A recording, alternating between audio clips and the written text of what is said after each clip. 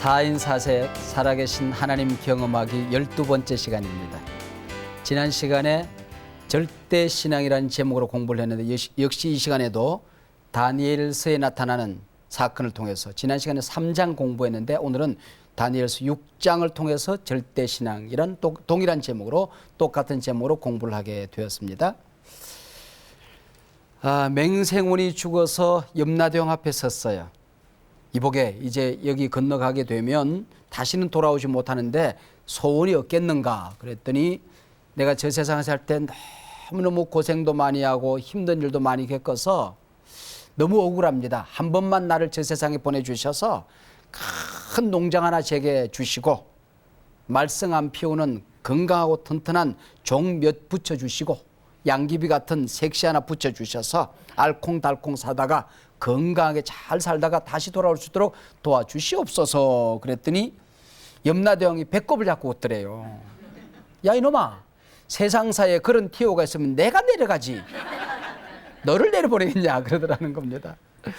절대 위기 상황 속에서 정말 절대 신앙을 보여주었던 지난 시간에 사드락과 메삭과 아벳노고 다니엘의 세 친구들의 신앙을 보았는데 오늘은 바로 그 주인공 다니엘의 신앙을 통해서 또 다른 절대 신앙의 모습을 보려고 하는 겁니다. 어떤 임금에게 외동딸이 하나 있었어요. 몹쓸 병에 걸렸는데 백약이 무효라. 임금이 포고문을 내리기를 누구든지 내 사랑하는 딸의 병을 고쳐준다고 한다면 내 사위로 삼을 것이고 다음 임금의 보위를 물려주겠다. 그렇게 광고했어요. 저 시골 마을에 아버지로부터 진귀한 유산을 물려받은 사명자가 있었어요. 맏아들은 천리안을 가졌어. 세상 끝도 다 볼 수 있는 눈을 가졌어요. 둘째 아들은 마법의 양탄자를 가졌는데 그 양탄자를 타기만 하면은 순식간에 세상 어디든지 휙 날아갈 수가 있었어요. 셋째 아들은 사과 하나를 가졌는데 이 사과를 먹으면 어떤 병에 걸렸든지 낫게 되는 겁니다. 근데 맏아들이 눈을 들어보니까 임금의 포고문이 보이거든. 그래서 아우들과 의논해서 둘째 형의 마법의 양창들을 차고 순식간에 임금에게 슝 날아갔어요. 그래서 품에 있던 사과를 막내가 끄집어내서 공주에게 먹였더니 따까당 살아났어요. 근데 문제는 누구에게 보위를 물려줘야 될까? 셋인데 삼형제에게 공주 하나를 가지고 어떻게 결혼시키나 고민하게 됐어요.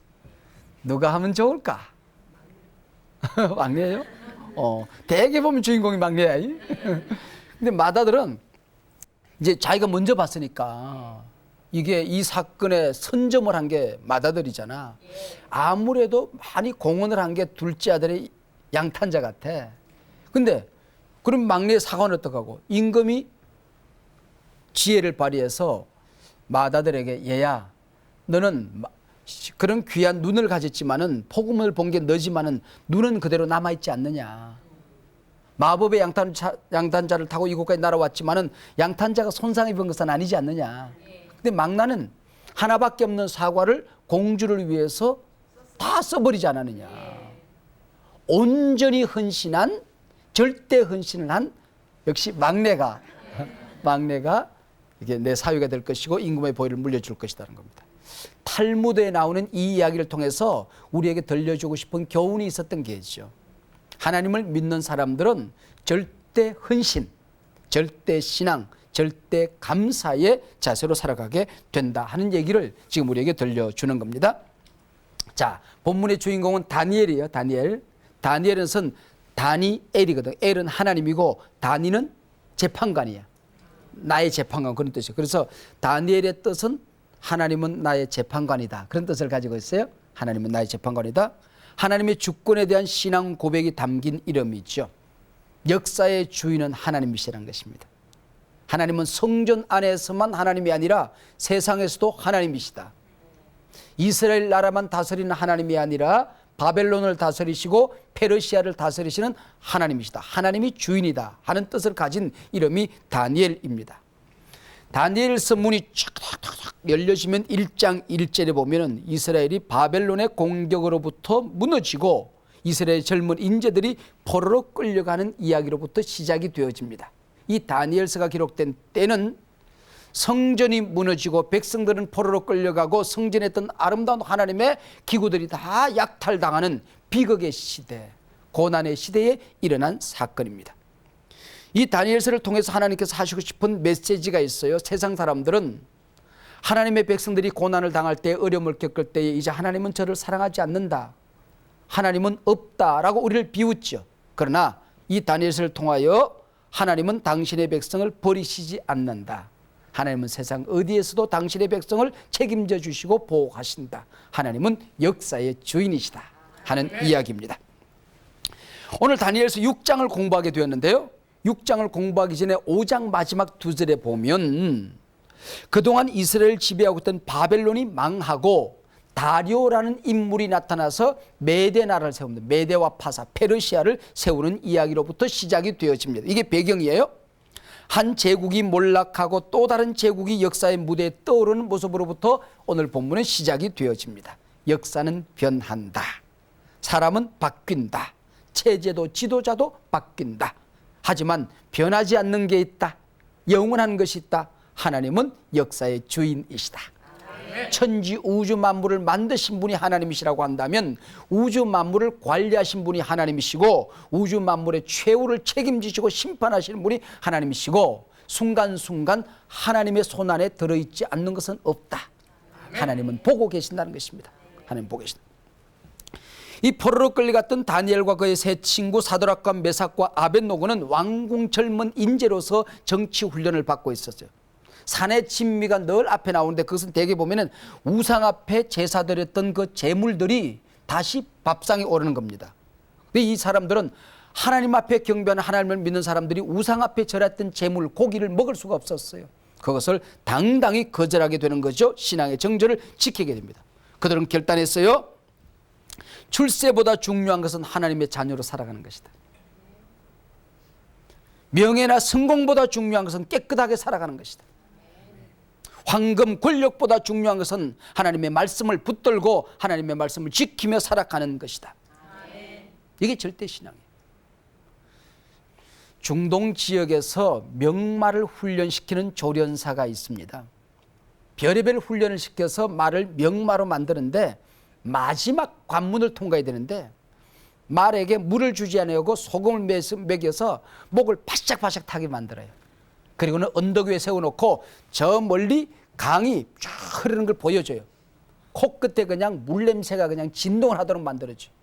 그리고 꽃비를 쫙 자르면 말들이 일제히 헤헤 하면서 뼈야 먼지를 끼면서 탁탁탁탁탁탁 닦아요. 강물에 도착해요.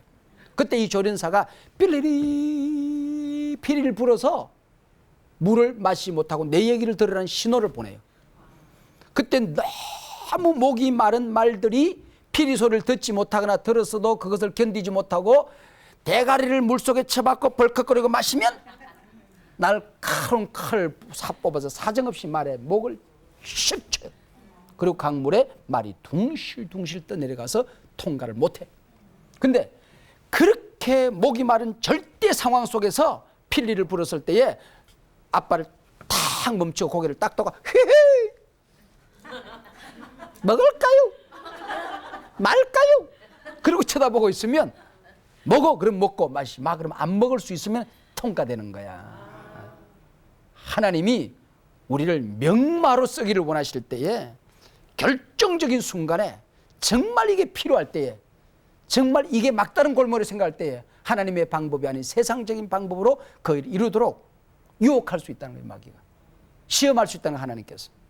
이때 우리가 하나님만을 믿는 절대신앙을 보여줄 때 우리는 하나님의 당당한 사람으로 종으로 쓰임받게 되는 거죠. 오늘 다니엘서 6장 성경에 가장 잘 알려진 본문 가운데 하나죠. 어릴 때부터 교회를 다닌 사람들은 주일학교 다닐 때에 너무나도 잘 들었던 얘기야. 사자굴 속에 다니엘이 던져졌는데 사자가 입을 막고 다니엘을 보호해 주었다 하는 얘기죠.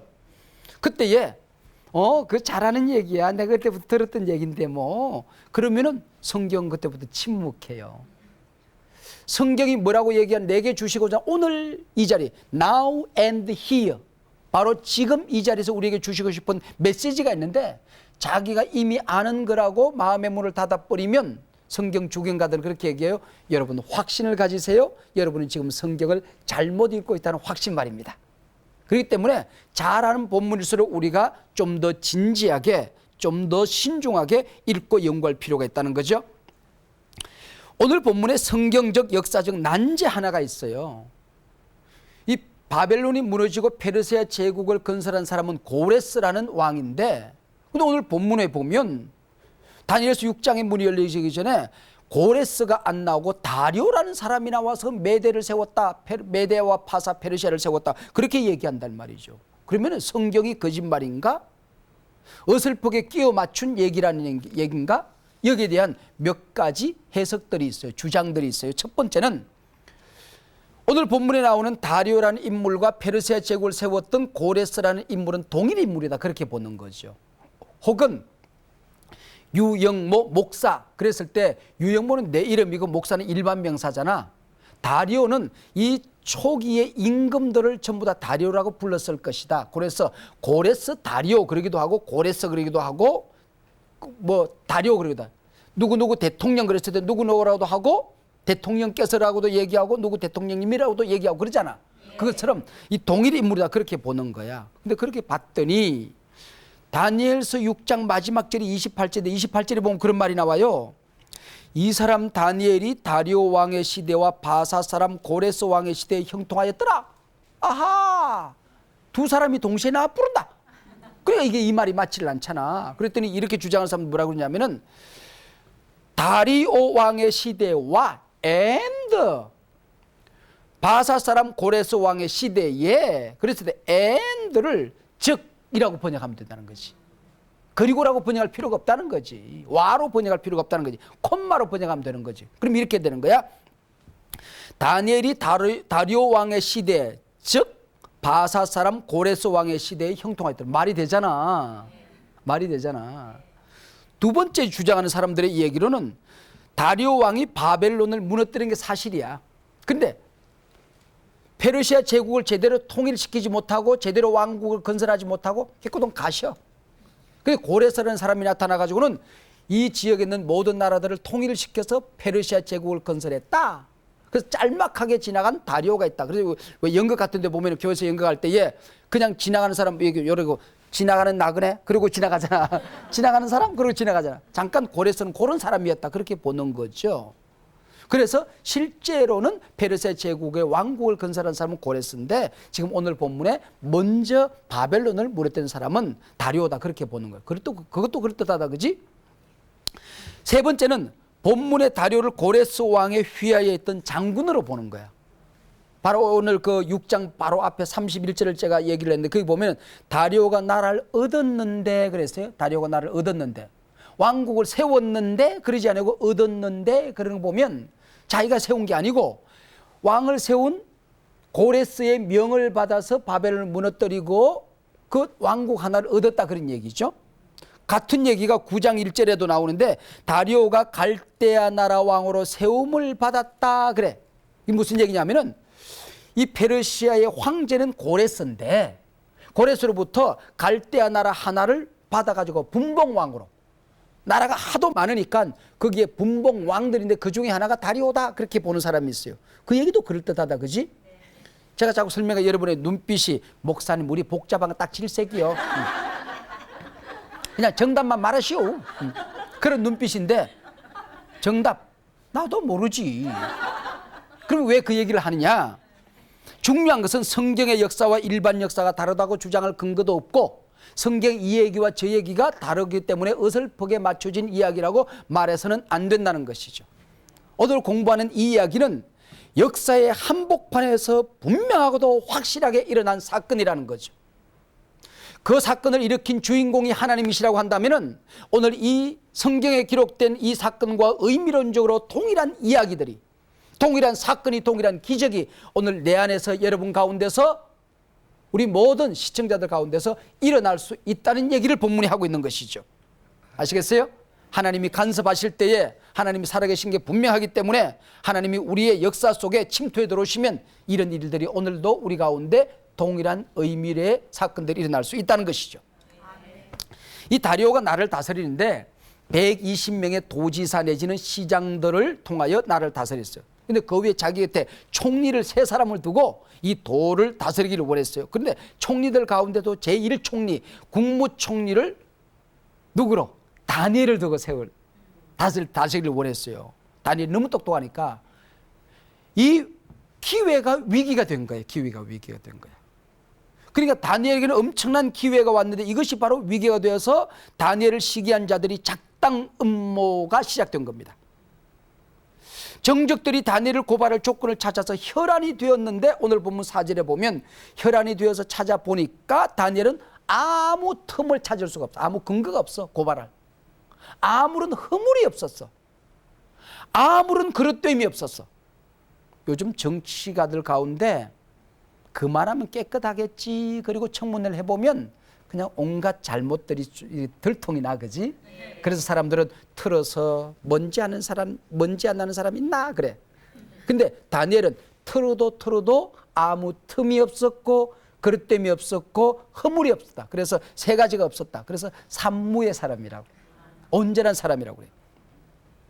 근데 다니엘을 고발할 조건을 찾던 정적들이 한 가지 놀라운 사실을 발견하게 된 거야. 다니엘은 정해진 시간에 자기 고향 땅, 자기 조국 땅 예루살렘을 향하여 창문을 열어 제키고 반드시 기도하는 기도의 사람이라는 것을 알게 된 거죠. 아하! 저걸 올무로 해가지고 고발하면 되겠다. 그래서 임금에 가가지고는 임금이여, 임금의 권위가 지엄하고 존엄한데 임금 외에 다른 누구에게나 구하거나 절을 하고 또 아니면 기도를 하는 자를 앞으로 30일 동안만이라도 사자굴 속에 집어넣어가지고 임금의 권위가 얼마나 지엄한가를 보여줍시다 그랬어요. 이게 좋은 얘기인 줄 알고 떡떡 통과시키고 어인을 꽝 찍었어요. 근데 이 사건의 결론이 어떻게 된지 우리는 너무나도 잘 알죠. 다니엘을 사자굴 속에 휙 던졌더니 사자들이 입을 열고 낼름 먹어야 되는데 입을 다 다물고 있는 거요. 집어 던졌을 때 다니엘이 다칠까 봐서 등으로 받쳐줘요. 죽을까 봐서 몸으로 이렇게 덮어줘요. 사자하고 함께 친구가 되어서 하나님의 보호 가운데 사자가 다니엘을 오히려 보호하고 있었던 거야. 임금이 못된 정치인들에게 당했다 싶어서 충생 다니엘을 잃어버린 줄 알고 밤새도록 잠을 자지 못하고 밥 한 톨 입에 넣지 못하고 밤새도록 전전거 가다가 이런 새벽에 다니엘이 죽었을 거라고 생각했던 사자굴 앞에 와서 슬피 울며 외치어 다니엘아 다니엘아 여호와 하나님이 능히 너를 살려냈느냐. 앞에서 사자가 엉 하고 소리를 나야 되는데 다니엘 소리가 들리는 거야. 폐하 만수무강하옵소서. 하나님께서 천사들을 보내사 나를 지켜주셨습니다. 그랬더니 사자굴이 하늘의 나라 사자굴 천사굴이 됐습니다. 한번 따라해요. 사자굴이 천사굴이 되었다. 지옥이 천국이 되었다. 하나님이 살아계시기 때문에 사자굴이 천사굴이 된 거야. 왕이 너무나도 기뻐서 다니엘을 참소하던 자들을 끌어오느라 그 처자들과 함께 저자들을 사자굴 속에 쳐넣으라. 그들이 굴바닥에 땅에 닿기도 전에 사자들이 낼름낼름 받아 잡수셨더라. 그 뼈까지 으스러뜨렸더라. 오늘 보면 24절에 다니엘이 던져졌을 때는 사자들이 다 입을 막고 다니엘을 보호해 주더니 그들의 처자와 그들의 가족 이 역적들이 사자굴 속에 던져졌을 때는 그냥 땅에도 떨어지는 앞발로 받아서 먹고 뒷발로 쳐서 먹고 그냥 그리고 뼈를 어스러뜨렸다. 그 24절에 그렇게 기록되어 있잖아요. 그리고 26절 27절 마지막에 가서 보면 왕이 법령을 다 바꾸는데 기가 막힌 감동적인 얘기를 해요. 내 나라 관할 아래에 있는 자들은 다 다니엘의 하나님 앞에 떨며 두려워할지어다. 그는 살아계신 하나님이시다. 그의 나라는 멸망하지 아니할 것이요 그의 권세는 무궁할 것이다. 그는 구원도 하시며 건져내기도 하시는 자시다. 하늘에서든지 땅에서든지 이적과 기사를 행하시는 이로써 다니엘을 구원하여 사자의 입에서 벗어나게 하셨음이로다. 이 얘기가 어떤 위대한 선지자의 입에서 나온 신앙 고백이 아니에요. 훌륭한 목사님들이 신학자들이 연구해서 만들어 놓은 신앙 고백문이 아니에요. 하나님을 알지 못했던 한 이방 왕이 다니엘을 보호하시는 하나님을 보고 다니엘이 믿는 하나님이 얼마나 위대하시고 살아계신 것을 보고 그 영향력을 받아서 쏟아내는 신앙 고백이래요. 신앙 고백. 이방 왕의 입을 통하여 이 엄청난 신앙 고백이 지금 쏟아지고 있는 거예요. 다니엘이 도대체 어떤 사람이길래 이 엄청난 신앙 고백이 왕의 입에서 쏟아져 나오고 이 엄청난 일들, 사자가 입을 감히 닫았던 이 엄청난 일들이 일어날 수 있었던가? 다니엘이 어떤 사람인가를 오늘 본문이 표현하는데 첫 번째 3절에 보면 다니엘은 마음이 민첩하여 그랬어. 마음이 민첩하다. 이 얘기가 우리가 우리말로 들으면 무슨 얘기야? 판단력이 재빠르다. 그렇게 들리잖아요. 근데 이게 마음이라고 번역된 이 말이 어떤 말이냐면은 창세기 1장 2절에 보면은 하나님의 영은 수면에 운행하시니라. 하나님의 영, 성령이잖아. 바로 그 루아흐, 하나님의 영은 이것도 바로 정확하게 그 단어를 쓰고 있어요. 그러니까 성령에 민감한 사람이었다. 말하자면은 성령 충만한 사람이었다. 영적인 매력이 있는 사람이었다. 그 얘기예요. 성령의 사람이었다. 5장 11절도 보면 거룩한 신들의 영이 있는 사람이라고 다니엘을 모처하고 있고, 이방왕 느부갓네살의 표현이 4장 9절에 보면 내 안에는 거룩한 신들의 영이 있느니라. 한마디로 말하면 다니엘은 성령의 사람이었다는 거죠. 성령이 그에게 함께 하시니까 하나님이 어떤 분인가에 대한 확신을 가지게 된 거야. 여러분, 우리가 이 세상 살아가다가 절대 위기 어려운 삶의 상황 속에 부딪혔을 때에 성령이 함께해야만이 고난을 이길 수 있는 믿음이 오는 거예요. 그래서 기도 많이 하고 성령 충만 받으면 그 고난의 보자기 뒤에 있는 축복이 보이기 시작한다. 이 어려움을 겪고 나면 하나님이 얼마나 나를 축복하실 것인가, 축복의 세계가 보여지기 시작한다. 교회 생활하다 시험 들고 낙심 들어서 그 자리에서 우리가 벌떡 이기고 일어서면은 냉랭하게 식던 내 마음을 뜨겁게 하시고 하나님이 얼마나 위대하게 나를 보호하실 것인가 미래가 보이기 시작한다는 것입니다. 삼손에게 하나님의 영이 함께 했더니 길바닥에 굴러다니는 낙이 특비한 나로 1000명을 물리칠 수 있었어요. 그러나 하나님의 영이 떠나고 났더니 아무런 힘이 없어. 두 눈이 쑥 빠져서 노예가 되어서 남의 맷돌에 돌린 사람이 된 거예요. 하나님이 함께 할 때에, 하나님이 떠났을 때 어떤 일이 있는가? 해적대 바이킹들이 하나님이 그들과 함께 하실 때에 위대한 민주국가 선진국이 되고 마는 거야. 다윈이 진화론을 증명하려고 하면 사람과 원숭이 사이에 있는 중간 매체가 있어야 된다고 생각했어요. 그래서 아프리카에 가가지고 보니까 진짜 사람들인데 원숭이하고 똑같이 살더래. 원숭이 똑같이. 이거 봐라. 그래서 보여주기 위해서 6개월 후에 이제 사람들을 데리고 과학자를 모아가지고 가서 원숭이하고 사람하고 중간 매체들을 모았다. 그리고 아프리카 데려갔더니 이 사람들이 다 옷을 입고 아이고 안녕하십니까 어서 오세요 그러는 거예요. 갔더니 보니까 6개월 전에 선교사가 거기 들어가가지고 사람들을 깨우쳐 놨더니 그 사람들이 아주 기가 막힌 예배 드리는 찬송하는 하나님의 사람으로 바뀌어져 있었던 겁니다. 원숭이 빗으로만 사람이라고 생각했는데 하나님이 함께 하니까 훌륭한 민족이, 훌륭한 부족이 되어 있다는 거죠. 여러분, 우리 가운데도 이런 일들이 얼마나 많이. 여러분, 하나님이 함께하는 것을 잃어버리게 되면 우리도 모르게 초라한 그런 신앙인으로 전락할 수가 있어요. 사자 새끼가 엄마 사자에게 왔어요. 엄마. 왜? 우리는 왜 이렇게 턱이 이렇게 털 목도리 이렇게 무섭게 생겼어? 우리는 밀림의 왕자잖아. 엄마. 왜? 우리는 앞발이 이렇게 왜 이렇게 다리가 이렇게 막 무시무시하게 생겼어요? 밀림을 질주하여 이 밀림을 다스려야 되니까 그러지. 엄마, 우리 이빨이 왜 이렇게 날카롭게 생겼어? 무섭게 생겼어? 한번 먹이를 착 낚아채면 절대로 놓치지 않아야 되니까 그러지. 근데 엄마, 우리 왜 이렇게 동물에서 놀고만 있죠? 우리 하나님의 사람들이, 하나님의 백성들이 이 세상 밀림을 질주하면서 세상을 정복하고 문제를 때려 부수고 우리 앞을 가로막는 악한 유혹들과 악한 영들을 파괴하고 예수님의 이름으로 물리치고 세상을 정복하고 하나님의 세계 경영, 여러분들을 통해서 이 세상을 다스리기를 원하는, 복음을 전하기를 원하는 하나님의 위대한 일에 쓰임받기를 하나님은 기대하고 원하시는데 왜 우리는 동물에서 놀고만 있죠? 하나님은 우리에게 승리를 기대하실 승리를, 놀라운 승리, 성령에 충만한 사람. 다니엘은 그 마음이 민첩하여 성령에 민감하여 성령으로 충만하여 이 일들이 일어나게 되었다는 거죠. 다니엘이 똑똑해서 그렇게 되었다고 말하지 않아요. 하나님이 함께 할 때에 하나님의 눈으로 세상을 본 거야. 하나님이 함께할 때에 그 심장이 하나님의 심장을 가질 수 있었던 것이. 하나님이 그를 붙들 때에 손발이 하나님의 손발의 역할을 할 수가 있었던 거죠. 하나님이 그를 지켜주실 때에 사자도 감히 가까이 오지 못하고 하나님이 그를 보호하는 놀라운 구원을 받게 된 것이죠. 둘째 다니엘은 절대신앙의 사람이었어요.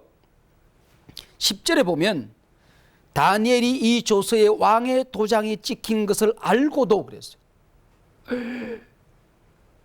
그는 이런 법을 어기면 사자굴 속에 던져진다는 사실을 알고도 의인이 찍힌 문서를 두 눈으로 똑똑히 보고도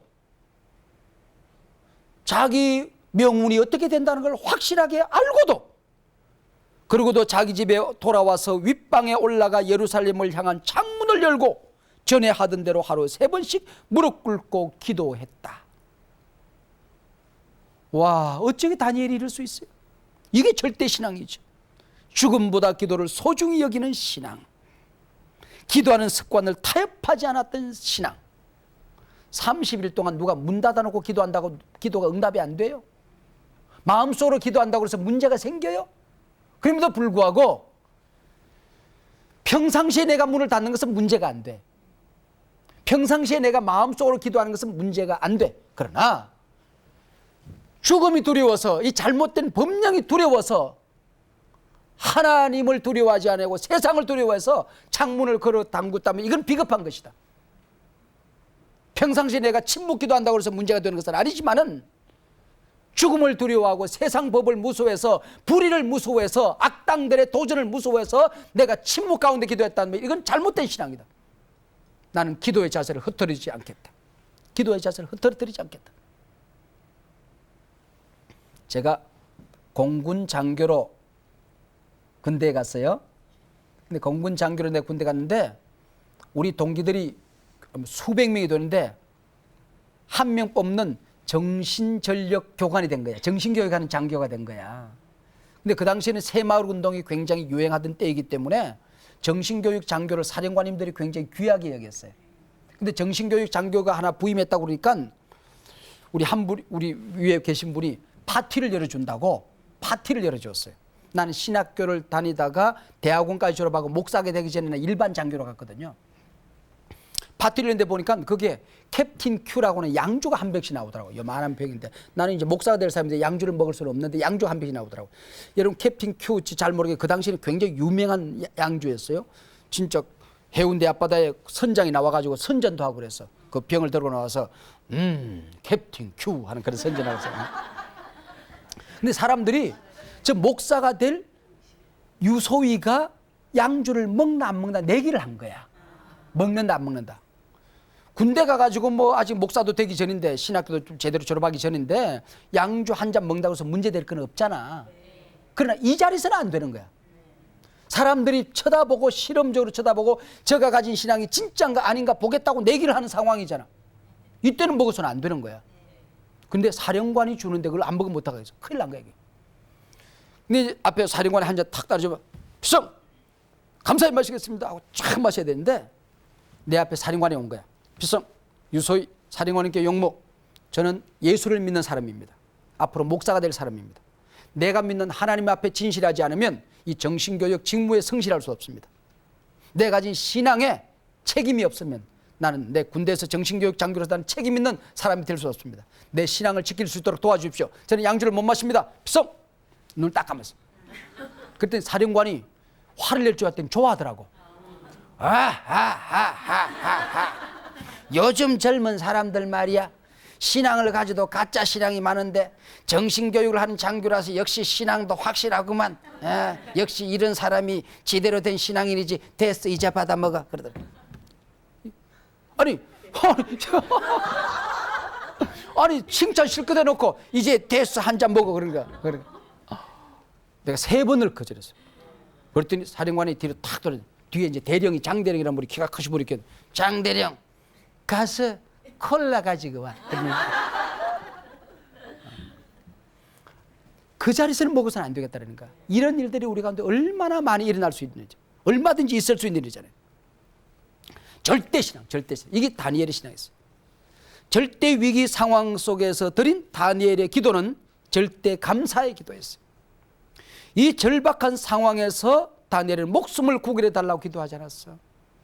원수를 갖게 해달라고 기도하지 않았어. 오늘 10절 마지막 부분에 보면은 그의 하나님께 감사하였더라. 뭐가 그렇게 감사한 일이 많아서, 뭐가 그렇게 대단한 사건이길래 이 감사할 사건인가? 그런데 다니엘의 기도가 뭔지 우리는 알 길이 없지만 한마디로 다니엘서를 기록한 저자는 한마디로 요약해버려. 다니엘은 이 위급한 상황 속에서, 절대절명의 위기 상황 속에서, 모든 것이 불리한 삶의 상황 속에서 이 사건이 왜 일어났는지 알면서도, 이것을 거절했을 때 자기의 미래가 어떻게 된다는지, 자기 목숨이 어떻게 되는지 알면서도 자기의 모든 지위를 잃어버리고 박탈당하고 자기 자신의 목숨이 위태로운 상황 속에서 감사했더라. 오늘 우리가 당연히 감사할 것조차 감사하지 못하는데 오늘 위기가 있잖아요. 그렇죠? 내 교회를 감사함으로 섬길 때 내 교회가 되는 거야. 내 부모에게 감사하는 마음이 있을 때 그 부모님들이 내 부모가 되는 거야. 그 자녀들이 나에게 준 선물로 감사할 때 그 자녀가 축복이 되는 거예요. 당연한 감사마저 잃어버린데 오늘 우리 위기가 있는 거죠. 어떤 성도가 너무 어려운 일이 있어서 하나님 앞에 기도하고 기도해도 응답이 없더래. 밤이 늦도록 기도하다가 지쳐서 잠이 들었어요. 근데 꿈을 꿨어요. 자기 영혼이 하나님 나라로 끌림을 받았는데 자기가 기도하고 얻어야 될 그 보물창고가 보니까 보물창고가 텅텅 비어있더랴. 안내하는 천사에게 물어봤더니 이게 왜 이렇게 텅텅 비어있습니까? 그러니까 내가 기도해도 응답이 안 되죠. 이거는 이것 주세요, 저것 주세요, 저것 주세요. 그리고 강구하는 사람들에게 주려고 쌓는데 네 보물창고 다 비었다. 옆 창고에 갔더니 선물이 천장 꼭대기까지 꽉 쌓였는데 너무 많아서 막 옆으로 창문으로 삐지고 나왔대. 이건 뭡니까? 그랬더니 감사하는 사람들에게 주려고.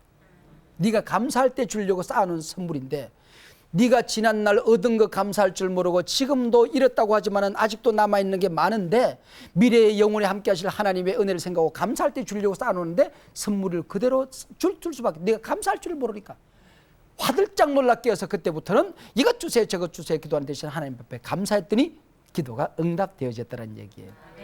우리가 하나님 앞에 감사하는 게 얼마나 중요한가 하는 것이죠. 우리 그리스도인들의 감사는 상대적인 감사가 아니에요. 절대적인 감사지. 얻었다고 감사해야 된다면 그 세상 사람도 하는 감사고, 그러면 잃었을 때는 불평 원망하잖아. 병 나았을 때만 감사하고 산다고 한다면 그거는 세상 사람도 하는 거고, 그러면 또 병 들면 불평 원망할 거야. 높아졌다고 감사하면 조금만 어려움 당하고 낮아지면 하나님 앞에 원망할 거야. 불평할 거야. 우리 그리스도인의 감사는 절대적인. 이 위기를 극복할 자기의 힘이 아무것도 없어요. 자기는 아무런 대안이 없어요. 그럼에도 불구하고 역사의 주인이 하나님이시라고 한다면, 하나님이 살아계시다고 한다면, 이 사태도 하나님이 이끌어 가시는 게 분명하다고 한다면 난 하나님 앞에 감사하겠다. 하나님 앞에 감사하겠다는 것입니다. 여러분들이 가지고 있는 삶의 환경이 있잖아요. 유 목사는 이렇게 감사라고 그러니까 아무런 고난이 없고 어려움이 없고 목회하는 현장 속에 그냥 만사형통하기만 할 것 같아? 나한테도 어려움이 있어요. 힘든 일이 있어요. 내 힘으로 해결할 수 없는 어떤 막다른 골목에서 교인들에게 희망을 선포했는데 무서운 절망감이 몰려올 때가 있어요. 교인들에게는 용기를 가지라고 했는데 나는 절망하고 좌절하고 이불을 뒤집어서 울어야 될 때가 있어요. 사자굴 속에 던져진 것처럼 막막하기만 할 때가 있어요. 그럼에도 불구하고 우리가 기뻐하고 감사해야 우리가 살 수 있잖아. 그게 하나님의 뜻이잖아. 억지로 하는 것이 아니라 의지적으로 하지만 실제로 우리가 하나님으로부터 그런 능력을 부여받아야 되잖아. 하박국 선지자의 노래를 아시잖아요. 비록 무화과 나무가 무성치 못하며 포도나무에 열매가 없으며 감람나무에 소출이 없으며 논밭에 식물이 없으며 우리의 양떼가 없으며 외양간에 소가 없을지라도 난 여호와를 인하여 기뻐하리로다. 난 여호와로 인하여 감사하리로다. 이 노래가 참 누가 지었는지 노래가 참 이 성경 말씀으로 노래 만든 게 있잖아요. 근데 그 노래를 보면 정말 어려운 삶의 상황 속에서 기뻐하는 노래가 거기 나와. 무화과 나뭇잎이 마르고 포도 열매가 없으며 감람나무 열매 그치고 논밭에 식물이 없어도 우리의 양떼가 없으며 외양간 송아지 없어도 난 여호와로 즐거워하리 난 여호와로 즐거워하리 난 구원의 하나님을 인해 기뻐하리라. 할렐루야.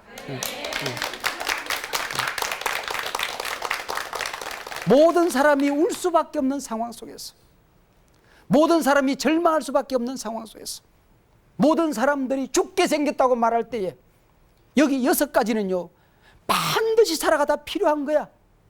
먹는 거, 입는 거, 자는 거, 의식주 문제야. 최소한의 직장에 가서 일하는 기쁨 달라는 거야. 양 한 마리 잡아가지고 성전에 가서 제사하는, 많지 않지만 헌금봉투 하나 만들어 가가지고 교회 가서 예배하는 기쁨이라도 달라는 거야. 아무것도 없어. 다 약탈당하고 먹을 것도 없고 입을 것도 없고 하나님 앞에 가지고 나갈 드릴 수 있는 제사거리 양 한 마리가 없어. 아침에 일어났는데 갈 곳이 없어. 직장이 없어. 막다른 인생의 골목에서 춤추면서 노래, 춤추면서 노래. 뭐가 그렇게 기쁘기를 춤을 춰? 이 삶의 공고한 상황 속에서, 절망 속에서, 절대 위기 속에서 뭐가 그렇게 감사했어? 하나님께 감사했더라. 무화과 나뭇잎이 마르고 포도 열매가 없으며 감람나무 열매 지고 논밭에 식물이 없어도 우리의 양떼가 없으며 외양간 송아지 없어도 난 여호와로 즐거워하리 난 여호와로 즐거워하리 난 구원의 하나님을 인해 기뻐하리라. 할렐루야. 좀 의도적으로 톤을 높이고 좀 춤을 추고 하나님 주시는 힘으로 살아가. 바울과 실라는 복음을 전하다가 하나님을 증거하다가 옥에 갇히고 매를 맞아서 피투성이가 됐어. 온몸이 터져서 아리고 썰여서 잠을 잘 수가 없어. 잠자리에 깨어난 사도 바울이 하나님 앞에 찬송했어. 감사하고 기도했어. 신라도 이리 뒤척저리듯 아픈 몸을 가누면서 뒤척거렸어. 이복의 신라 뒤척거리지 말고 일어나서 나와 함께 찬송하세요. 선생님, 신라의 달밤도 아닌데 무슨 신라를 깨우십니까? 혼자 찬송하십시오. 아니 우리 일어나서 신라의 달밤만 아니라도 우리 함께 찬송하세요. 일어나서 함께 손붙들어 찬송하기도 했더니 옥문이 비거덕덕덕덕덕덕덕덕덕 열려졌어요. 찬송이 옥문을 열어 제킨 거예요. 우리가 예수 믿는다고 누가 매질해서 살이 터졌나?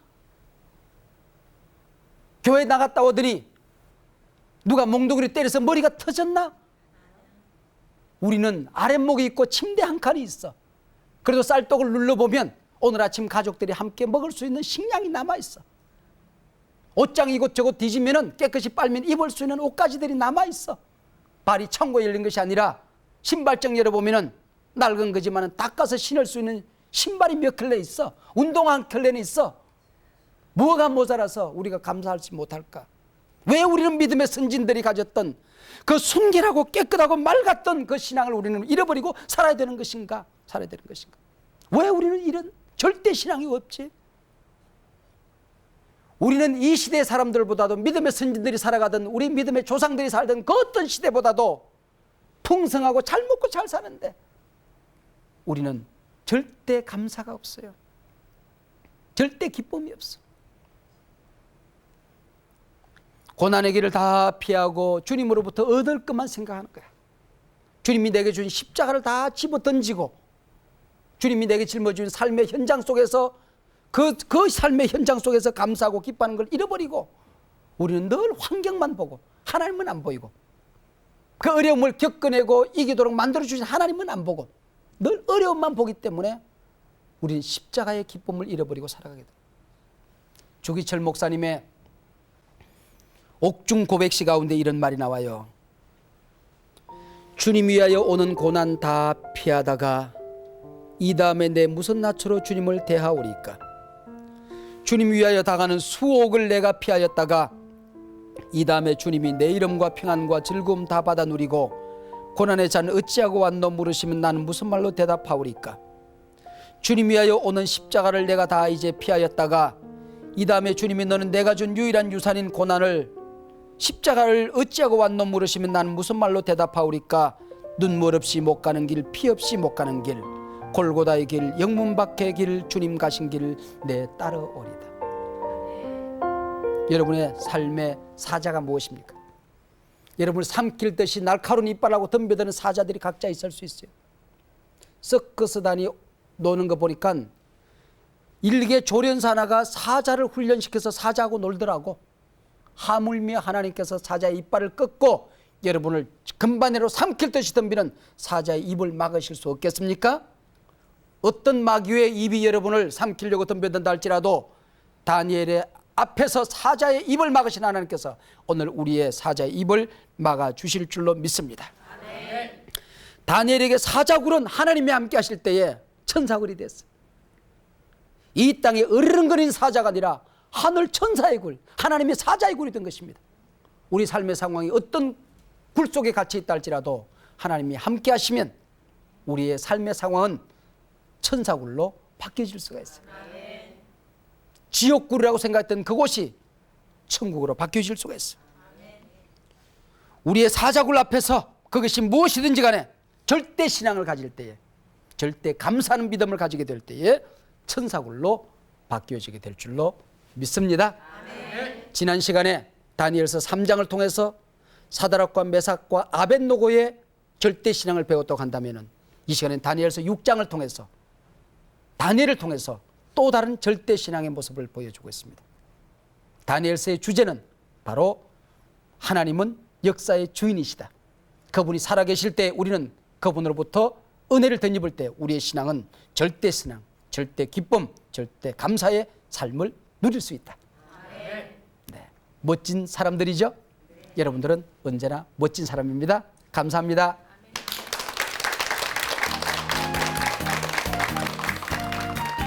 우리 그리스도인들의 감사는 상대적인 감사가 아니에요.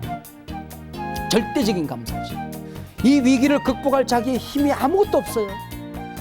자기는 아무런 대안이 없어요. 그럼에도 불구하고 역사의 주인이 하나님이시라고 한다면, 하나님이 살아계시다고 한다면, 이 사태도 하나님이 이끌어 가시는 게 분명하다고 한다면 난 하나님 앞에 감사하겠다. 우리 삶의 상황이 어떤 굴 속에 갇혀 있다 할지라도 하나님이 함께 하시면 우리의 삶의 상황은 천사굴로 바뀌어질 수가 있어요.